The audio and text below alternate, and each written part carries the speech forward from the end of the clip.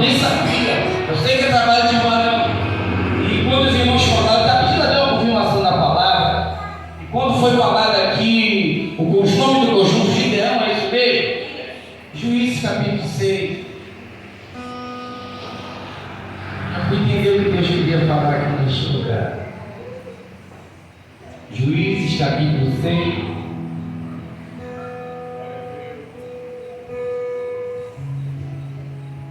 Apenas versículos de 1 nessa noite.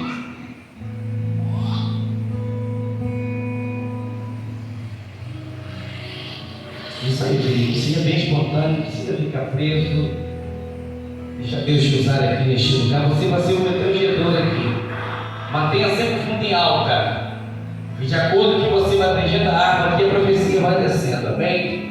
Louvado seja o nome do Senhor. Versículo 1, que diz assim: fizeram os filhos de Israel o que é mal perante o Senhor. Por isso o Senhor os entregou nas mãos dos medianitas por 7 anos. Feche seus olhos. Senhor, em tua presença, louvamos a Pai o teu nome mais uma vez aqui neste lugar. Nome esse, Pai, tão glorioso a ti, que eu me rendo, ó Pai, que eu imploro mais uma vez aqui. Eis aí, Pai, tua igreja. Eis aí, Pai, os teus servos. Fala, Pai, não te cales aqui nessa noite. De tanto, ó Pai, Senhor, que já falaram aqui, eu me coloco agora como menor aqui neste lugar. Porque não importa que eu diminua, mas que o Senhor cresça uma vez mais na minha vida aqui, Senhor. Porque a voz é do pregador, mas a palavra do Senhor fala conosco uma vez mais aqui neste lugar. Em nome de Jesus. Vai ser tão amados, irmãos. Vai encontrar o texto, eu estava hoje pesquisando um pouco. Sabemos que o início da história aqui inicia-se Josué, ou seja, morre o pastor Sérgio. Josué morreu. E agora? O que vai ser? Aquele povo que estava, pastor Jorge, fazendo a obra do Senhor, andando nos caminhos do Senhor. Mas agora Josué, ele, a Bíblia diz que morreu, faleceu. Aí eu acho no texto: e fizeram os filhos de Israel o que era mal perante os olhos do Senhor.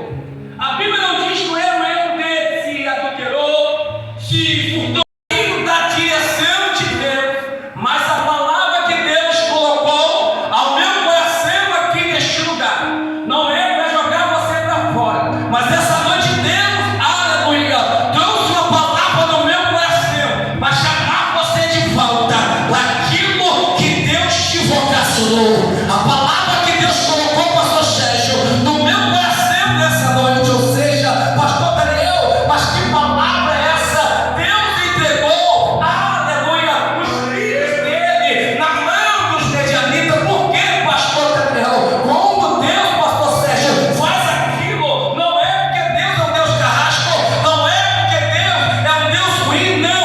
Ou seja, Deus permitiu no intuito de trazer de volta o povo para a adoração a Ele. E sempre é assim.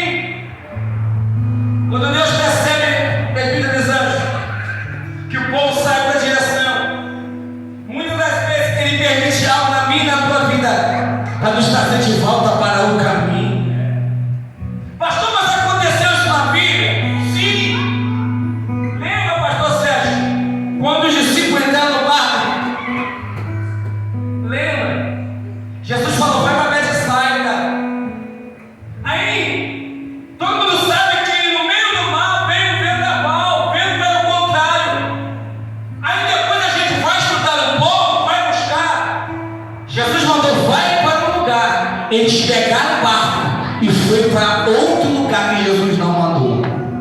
Por isso veio o vento ao contrário. Não é a intenção de matar, não é a intenção de afundar os discípulos no mar. Pastor, mas qual é a palavra essa noite? A intenção de que Deus permitiu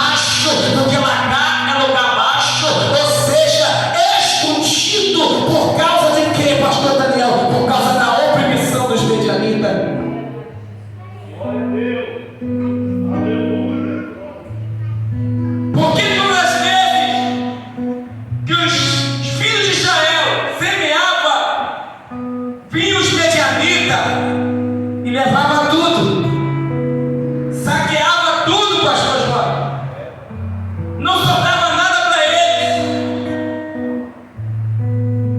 Mas Gideão, para não morrer de fome, foi para o lagar, para malhar trigo no lagar, para permanecer com vida. Escute bem, querido, lagar não é lugar de malhar trigo. Trigo é malhado na eira. Lagar é lugar de espremer uva. Pastor, mas então por que Gideão está malhando trigo no lagar? Se lagar não é lugar de malhar trigo. Deixa eu te dizer uma coisa aqui nessa noite, querido. Quem sabe você queria tantas coisas sobre a tua vida, mas ainda você não tem. Mas eu quero te profetizar para a tua vida hoje. Faça com aquilo que você tem nas suas mãos nessa noite. Faça para Deus, pastor Sérgio, com aquilo que você tem na mão. Ah, pastor Daniel, não estou entendendo. Às vezes nós falamos para Deus, eu preciso disso, eu preciso daquilo. Deus sabe de tudo aquilo que nós estamos precisando, mas Deus só quer saber aquilo que você tem. Porque Deus perguntou, o profeta Eliseu perguntou para aquela mulher: o que você tem em casa? Só o que você tem, mesmo que seja um pouquinho. É necessário que eu faça o poder de Deus, o nome do Senhor ser engrandecido. Quem sabe você está preocupado, Senhor, eu não tenho nada, Senhor, eu preciso daquilo. Deus sabe de tudo isso, mas Ele quer saber o que você tem nessa noite. Se você tem um louvor aqui neste lugar, se você tem uma adoração sincera aqui nessa noite.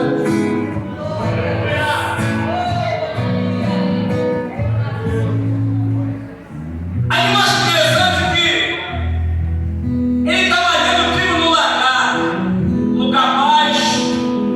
Escute bem, querido. Aqui tem pessoas que aquilo queriam oportunidade para cantar lá em cima. Eu queria uma oportunidade para pregar lá em cima. Quem sabe você olha para você mesmo e se acha tão insignificante. Deixa eu te dizer uma coisa aqui neste lugar, querido. Para com esse negócio de dar desculpa de queria estar lá, querido. Se não pode cantar aqui, vai cantando aí mesmo. Se você não pode malhar trigo na eira, vai malhando trigo no lagar mesmo. Aí eu acho interessante, pastor Sérgio, que levaram tudo, mas só quem sobrou? Só sobrou trigo. Pastor, mas por que levou todas as novidades? Levou uva, levou tudo, por que só sobrou trigo? Trigo faz o quê? Pão. O que Jesus falou? Trigo faz pão. Por isso a uva foi embora, mas o trigo sobrou. Porque de trigo sai pão. E Deus não falou, eu sou o filho da vida, mas Deus falou, eu sou. Vou falar de novo, talvez você não entendeu. Eu sou o pão da vida. Por isso só sobrou o pão. Pode ir o vinho, pode ir as novidades, mas pão da vida é a palavra de Deus que vai sustentar eu e você, e vamos permanecer dentro da casa do Senhor.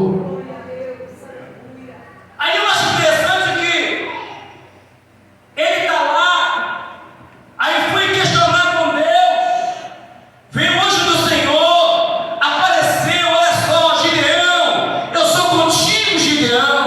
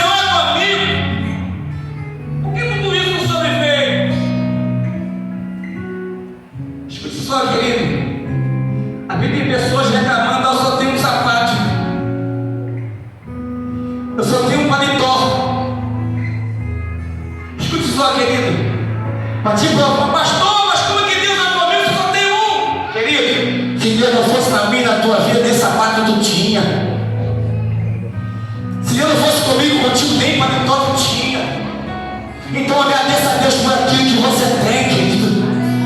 O Senhor é contigo. O pouquinho que você tem é o suficiente, pastor Sérgio, para Deus multiplicar sobre a tua vida. O Senhor é contigo, Gideão. Mas como que o Senhor é comigo? Por que tudo isso sobre mim?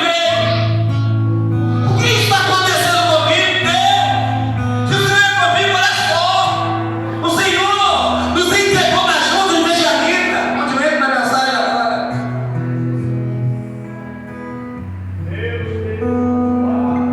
Eu dei essa volta toda para chegar aqui. Porque quando falamos de Gideão, nós já está o perfil dos anjos, todo mundo já lembra de 300, não é verdade? Bocina! Mas pouquíssimas vezes nós tentamos buscar isso aqui. Porque Gideão vai questionar com Deus. Por quê? Por quê? Por que eu estou assim? Por que estou passando por isso? Por que estou passando por aquilo? Se o Senhor prometeu aos nossos pais, cadê a promessa que o Senhor prometeu aos nossos pais? Cadê aquela promessa que os nossos pais nos contaram? Que o Senhor fez no subir do Egito? Que o Senhor estava com a gente? Cadê a promessa? Por que está acontecendo isso? Aí eu fui estudar, pastor Sérgio, um pouquinho sobre os medianitas. Quem é os medianitas?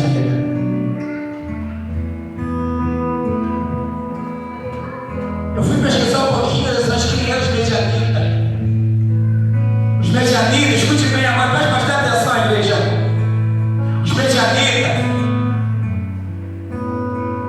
eram o povo, eram os filhos da segunda esposa de Abraão, chamado Quetura. E nesse relacionamento nasceu uma nação, os medianitas. Os medianitas, cantor Elizabeth, vivia, ou seja, habitavam no deserto, no meio do povo israelita, no meio do povo de Deus. Só que esses medianitas oprimiam, sempre tinha conflito com os israelitas, sempre tinha uma problemática com os israelitas. E que a Bíblia diz que Deus falou, ou seja, os israelitas lutaram contra os medianitas, só que acabaram quase, está no texto, quase por completo, mas não acabaram todos. Já vou começar a pregar, irmãos. Já vou começar a entrar na mensagem aqui. Aí eu acho interessante, pastor Sérgio, que eles lutaram, está lá em Números capítulo número 31, se não estou enganado. Eu estava meditando um pouco, anotei aqui. Diz que no versículo 31 que Deus falou, olha só, versículo 31 de Números, versículo 1 diz: E disse o Senhor a Moisés: Vinga os filhos de Israel dos medianitas. Ou seja, quando fala vingar, matar todo mundo. Ou seja, tem que acabar com todos. E a Bíblia diz que Moisés pegou 1000 homens de cada tribo, ou seja, foi 12.000 para combater, para lutar contra os medianitas. Mas diz a Bíblia, pastor Sérgio, que quando chegou naquela guerra, mataram alguns, mas as mulheres e crianças eles não mataram. Talvez você não está entendendo. Talvez, pastor Sérgio. Matou os homens, as mulheres ficaram com pena, ficaram com dó. Pastor, não está entendendo. Lembra quando Deus falou com Samuel: até quando terás dó ou pena de Saul? Ou seja, ele estava com dó, estava com pena. Mas no versículo 2 a Bíblia diz: Deus, como que eu vou? Saul vai me matar. Talvez você não está entendendo. Eu vou começar a profetizar, querido. Tecidos antigos, quando não é fechado, pode comprometer o teu futuro. Eu vou falar de novo. Tecidos antigos, quando não é fechado de vez, pastor Sérgio, pode começar a dar problema, irmão, no seu futuro. Porque Israel aqui, porque não matou todo mundo. Olha só o que está acontecendo agora. Olha só o que aconteceu agora, porque lá atrás a Bíblia diz que era para exterminar, ou seja, eles ficaram com pena de acabar de vez. Então, vamos levar umas presas, vamos levar as mulheres, e a Bíblia diz que agora esse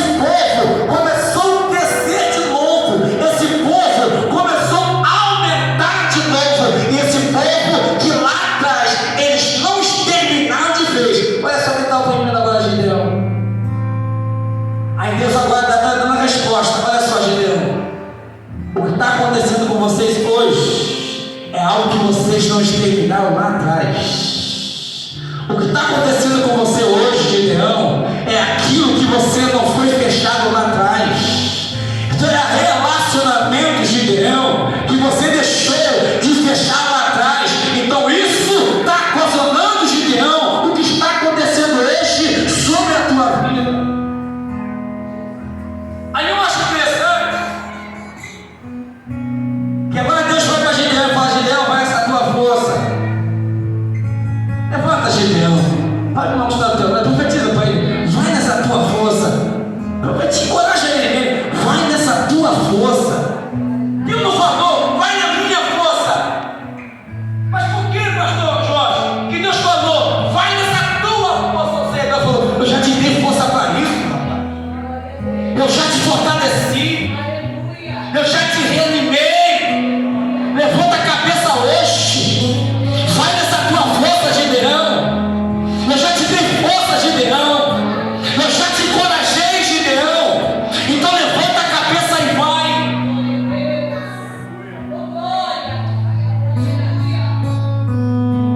Aí eu acho interessante, querido, que a Bíblia diz que Gideão ouviu a voz de Deus, mas falou: Deus, se o Senhor mesmo que falou comigo, eu quero confirmação disso. Vamos para o capítulo 6 de Juízes de novo, versículos de número 25. Ou seja, versículo 18. A Bíblia diz que rogo-te que daqui não te aparte, que eu volte e traga a minha oferta e deponha perante ti. Respondeu ele: esperarei até que volte. Ou seja, quando Deus falou com Gideão, Gideão falou: quero uma confirmação do Senhor comigo. Mas só, Senhor, fica aqui, Senhor, que eu vou na minha casa e vou buscar uma oferta para ti. Senhor, eu vou na minha casa e vou buscar um presente para ti. E a Bíblia diz, pastor Sérgio, que Gideão foi, quando chegou lá, pegou um cabrito, matou, imolou e trouxe de oferta para Deus. Trouxe para onde Deus estava. Aí a Bíblia diz que quando ele chega com a oferta, deveria colocar o cabrito onde? No alto. Porque essa significado onde, pastor Sérgio? No alto. Mas cadê o altar? Eu me mostro do teu lado, cadê o altar?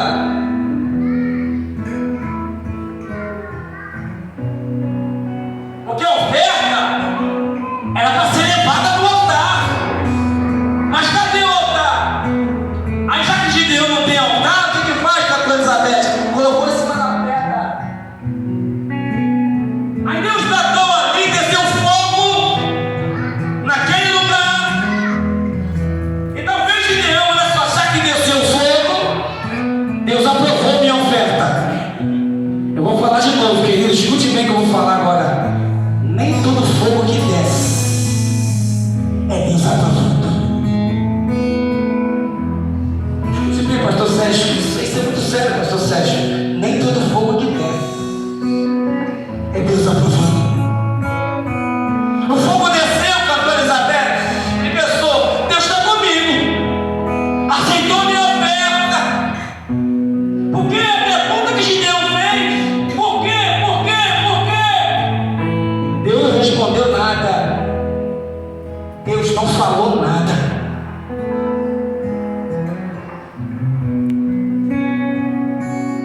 Aí agora ele foi, mas o Senhor falou: vai, porque eu vou estar esperando aqui. Quem sabe tem pessoas que ainda hoje estão falando: Deus, até quando? Mas Deus está perguntando para mim e para você também: até quando? Tu vai ficar procrastinando aquilo que eu já mandei você fazer? Mas depois tem pessoas